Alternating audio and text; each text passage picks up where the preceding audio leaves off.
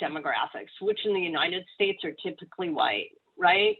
Working class people, the essential workers of this era, have not been allowed the same flexibility and fluidity. They have 9 to 5 warehouses, grocery stores, restaurants, kitchens, stuff like that. Mm-hmm. Right? I mean, those. Yeah, but so interestingly enough, I mentioned it before. I think working class folks are more likely to continue at this point to be driven to retail stores and to do less of the purchasing from here. However, I think the working class world, the people that actually can't work from home because they've got to work at the hospital, or they've got to work at the grocery store, et cetera, are still dramatically freed up by what technology is going to provide for them. So I actually think more and more they're going to adopt more of the buy from Amazon mentality. And that is ultimately going to benefit and change their lives as well. But yes, what I'm talking to is a gross generalization, and it's leaving out a lot of people that absolutely have to go to work in the office or at the place. So you're absolutely right there. Hey, I was going to circle back to Elaine. So we Elaine, if you're still, I think you still had a couple of questions, Elaine, that you were that we didn't get to. I don't remember. We were talking about residential, which impacts it. We talked about the mall demographics. I just think this is all, I mean, we've been talking about experiential opportunities for years and years and years about this is the change. Every presentation I go to about retail talks about how we have to make it an experience. But I got to tell you, when I go to Century City Mall, there's a DreamWorks, Dreamscape experience there. There's, an awesome steakhouse, and I don't see that mall empty, and I do see bags in hand. So I guess my question was, the last part of the question was, based on some of the initial reports I've read, do you think, Bart, we're going to see a spike? Are we going to see this spike of this kind of pent up post-pandemic traveling to hotels, massive travel, which is what they're predicting. And then that will level off into kind of like the post reality of COVID, where you're talking about people who are flow in nature and coming in 3 days a week. I work for government. So while the government may be happy to be hybrid, I'm still a service worker. I'm still a public servant. I still need to be in the building to respond. And just like we were talking about healthcare and other things, there are going to be people that regardless provide these experiences to people, so need to be kind of on site. So I was curious what you thought about that. Well, it's interesting that you bring up Century City, because I think Century City is a great example of where the future of retail experience can go, right? I think that place was designed in an incredible way around a big central courtyard where it has a live events program that's designed to constantly bring you in to do what? Be together with other people and have life-fulfilling experiences. And while you're there, I'll go buy a latte and maybe I'll get some socks at Uniqlo and whatever. I think that the thing we have to start thinking about when it comes to those places is, what's my motivation to go? Did I go to Century City because I needed socks? Or did I go to Century City because I wanted to hang out outside and hear a band play and have an experience with my kids and be a part of society? I would argue that the winning sauce at Century City is, I went there because I wanted to be a part of something and have an experience. And by the way, while I was there, maybe I bought some socks. So that's the reframe that I think that we have to start thinking about, is what's the motivation? I'm not motivated to go buy socks. So that I think is kind of the biggest point. The other thing is, and this kind of goes back to the Tibby question as well, is I do believe that a lot of this stuff that we're constrained around today will be less constraining tomorrow. So you're a city employee, you mentioned, I have to be there at the city hall or whatever it is to manage people's complaints or requests that come in. I have to be there to do it. I would argue that there's a reality in which you might not have to be there to do it anymore. You might be able to do it from here. Yeah, right? no, So we don't have to do it right now. I'm working at home and I yeah, definitely fall in that 70% that's, more efficient. But I think as things start opening up, individuals are going to want to be able to, we have walk-ins, right? You have walk-in people yeah, that come in. So you've got to be able to accommodate, but it doesn't have to be full time. yeah. Yeah, but I do also think that, like, and I'm just going from my personal feeling, I can't wait to get on a plane and go walk around in Mexico City. I can't wait to come out to LA and see my friends and go to restaurants. Like, I do believe we are going to have this explosion of, I want to be out in the world. I've looked at the same painting on the wall in my room for 12 months. Give me humans. Yes, absolutely. I think, and that goes back to my point before, the future of place is human interaction. It's the human condition. The thing that I think is scary for place is that most of the places that we talk about are built on a business model that I don't think is relevant moving forward. Because I'm going to Century City because I'm pent up and I've been sitting inside and I want to be around people, right? And drink a latte maybe and hang out and hear music. I'm not going there because I need socks, right? That's not the, and my point to you is, yeah, we're going to come out of our houses in droves and we're going to be desperate to go do stuff, but we're not going to be desperate to go buy stuff. And we're not going to be desperate to go sit back in the cube in the office. So that's something to consider in all of that.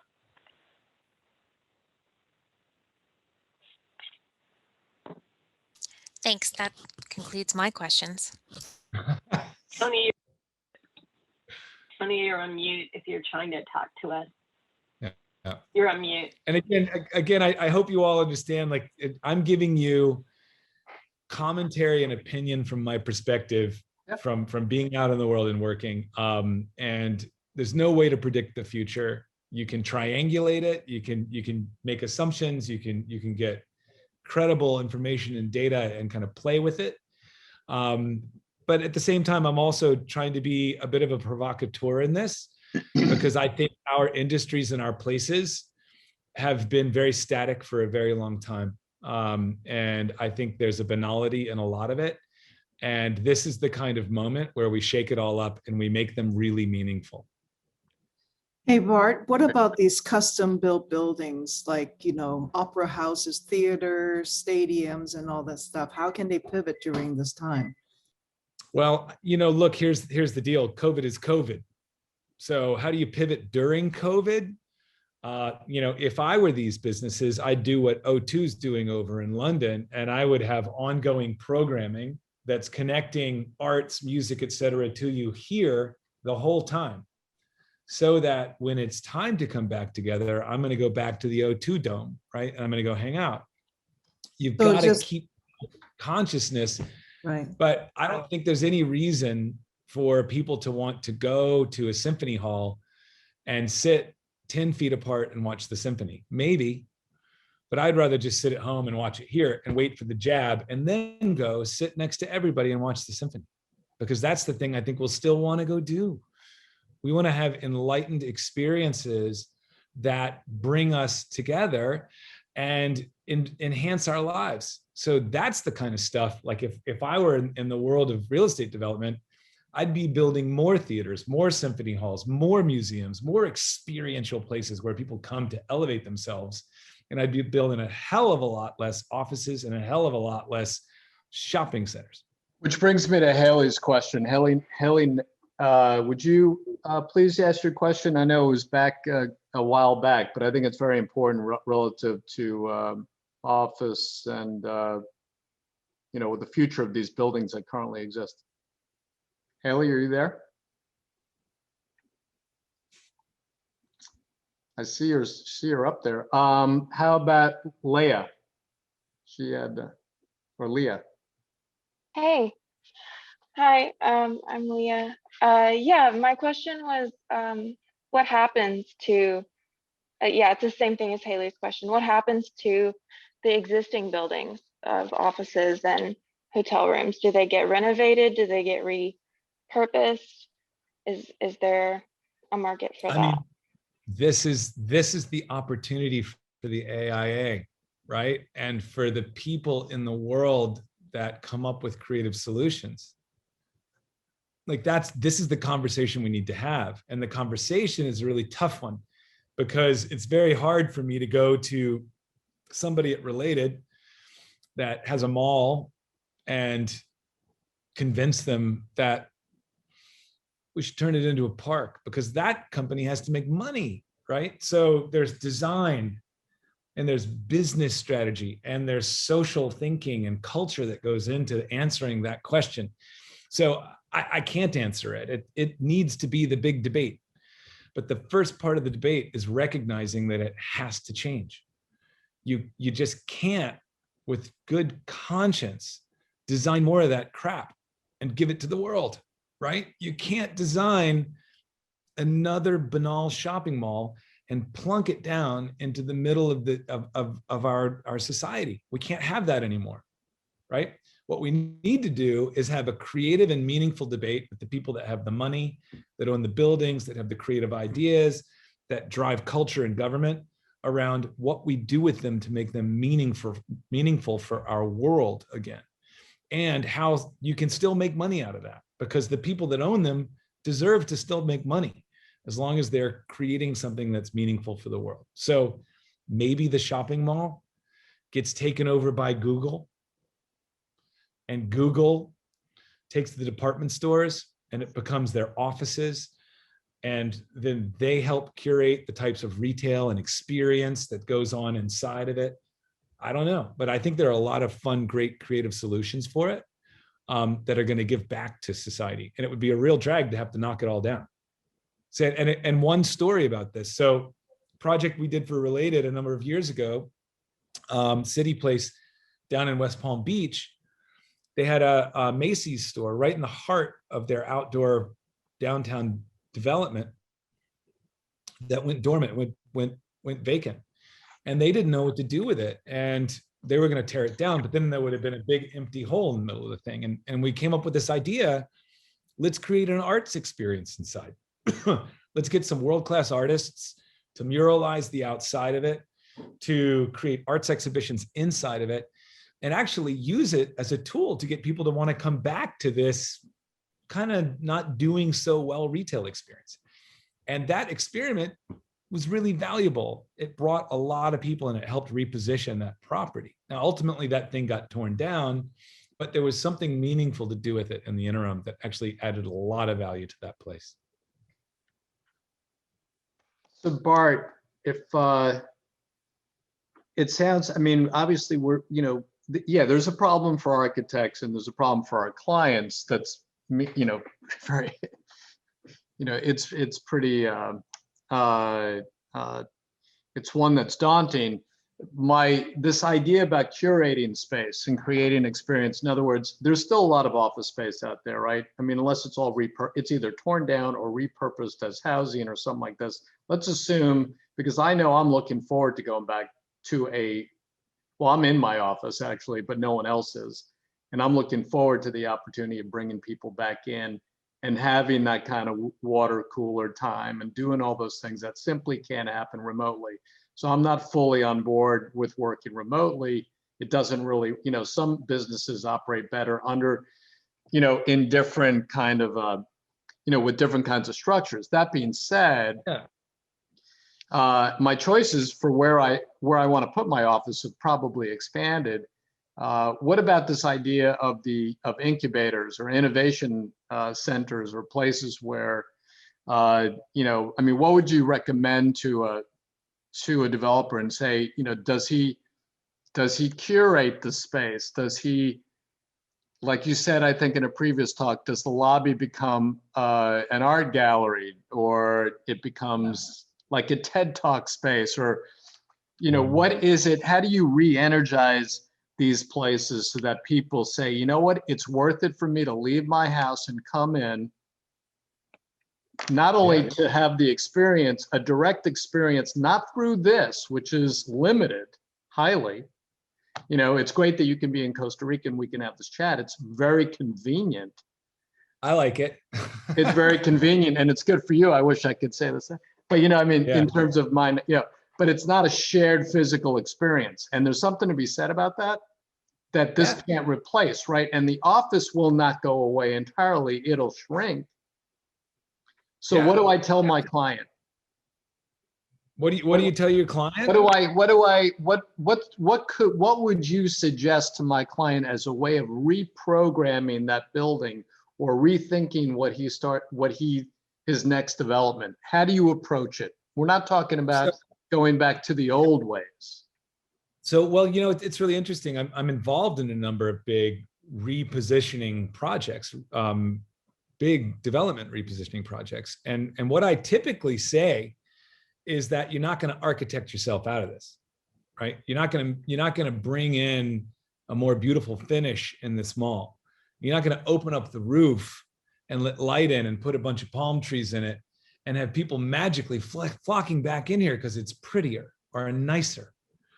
What people want isn't more beautiful places. They want more meaningful moments. Now, beauty and architecture plays into that, but where the real engineering of the moment comes is the programming of the experience. And somebody before mentioned Century City Mall, and I actually think that when Gensler designed that thing, they really designed it around a live programmatic experience.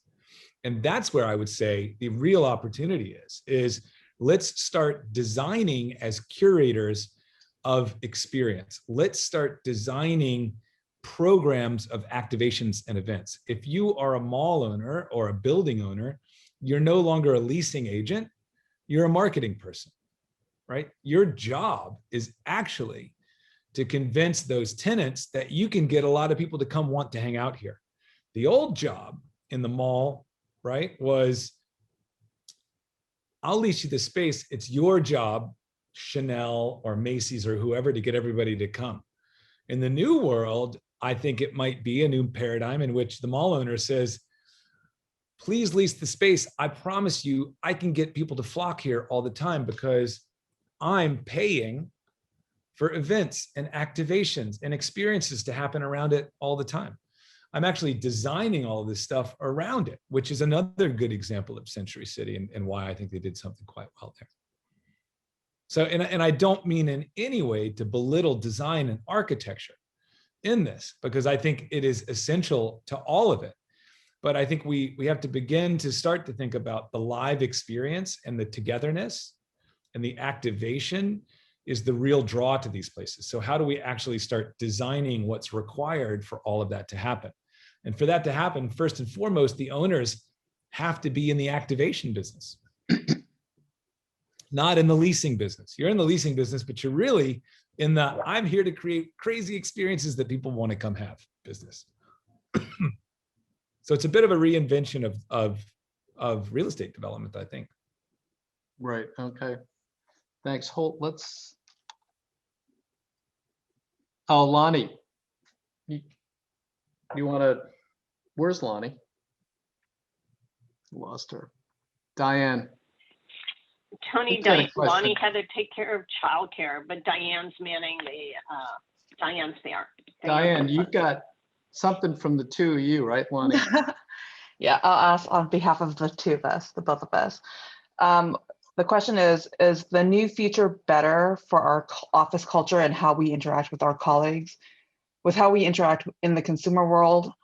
Also, do we really want our malls to be replaced with distribution centers? You mentioned Amazon, because that sounds just as bad as empty malls. Oh yeah, no. So look, here's what I think. And, you know, I might have a bit of a pessimistic view, but I think the world of business has imposed a number of banal physical experiences on our culture and our society. And they've done it in a greedy search for dollars. More malls, more places to buy crap, more office buildings that don't really matter for people that are just going to work in cubes. Those places weren't engineered to make society or culture better. They were engineered to make dollars by renting out at the lowest common denominator. So, answer the first question, yes. This moment is an opportunity to reinvent what the workplace is, to make sure that it's nurturing for human beings, it's full of energy, it energizes you, it also enhances your ability to do great work and to innovate for the company you work for. Is it going to be better from a retail standpoint? Absolutely. Those places sucked. Come on. Everybody knows it. They're horrible. Some of them are great, but so many of them are awful, banal, soul-sucking experiences. So yes, having to reinvent them, if you get it right, it will be good for those towns. It'll be good for those cultures. It'll be good for society to have a place to go watch a symphony rather than a place to go into Zara and buy some socks. Now you need both, but right now you just get Zara. So yes, it will be better, right? It will be way better, I believe. I don't want them to be turned into distribution centers. Absolutely not. But again, the people that own them have to make money. You know, that's the other thing here. And I always want to kind of make sure that the money and the business part of this is front and center, because that's why we're all here. Like, if it wasn't for the people with the money trying to make money, none of us would have any work, right? So we have to respect those folks and help them figure out how to make money as we re-engineer these things. And if the only thing we can come up with is lease it to Amazon as a distribution center, then shame on us as the design community. Bart, I think when we chatted earlier in a previous call, you had mentioned anthropology being an example of a space that, or a company, a business, a brand that you worked on to transform, and you used, I think, the example of like a Gap being, well, you go to the Gap to buy a pair of pants, you go to Anthropology, you may be buying a pair of pants, but you're really there to move about, and it's a much more transformative experience. What were the design tactics that were deployed to try and make that happen? Well, you know, it's a great example. And I was very lucky to get to work for a guy named Ron Pompey, who owned an agency. I think it was a bit of a groundbreaking design retail branding agency called Pompey AD. And it was that business and his business that invented the Urban Outfitters concept and the Anthropology concept. And the whole idea was, how do we create a place that's designed around the person that's coming in the store, as opposed to designing it around the product that's on the shelf? That was a very simple idea, but it was pretty far out back then. So you got Gap, and it's all about the product and putting it on shelves. Then you had Anthropology come along, and it was all about what's in the mind of the person that we want to come into the store. So that business did a lot of research into that person, that young woman who was becoming professional, who was interested in defining herself and making unique discoveries. And that was the big unlock. That human is desperately seeking to make unique discoveries and define herself as a unique being at this stage in life. Gap is not going to give you that. What experiences give you that? So they went out and they started searching around for places that provide unique discoveries, and that, lo and behold, they found the French marketplace, the most amazing place in the world to wander around and discover something that nobody else has ever had. You buy it, you feel great about yourself, and it helps define you. It lives on your shelf forever, right? Anthropology used that idea of the French marketplace as the basis for the design of its unique experience. A wandering, meandering experience that was non-Cartesian through a collection of unfolding, unique microenvironments that each had their own story, with the product sitting in them as a backdrop. As a result, people come to Anthropology, and it's been a number of years since I've seen this data, but at the time we were clocking it, people were spending 88 minutes in an Anthropology store on average. They spend 8 minutes in a Gap. In Gap, you run in, you get your socks, you're out. In Anthropology, you go in there and you hang out. Gap hasn't done very well. Anthropology's done pretty darn well.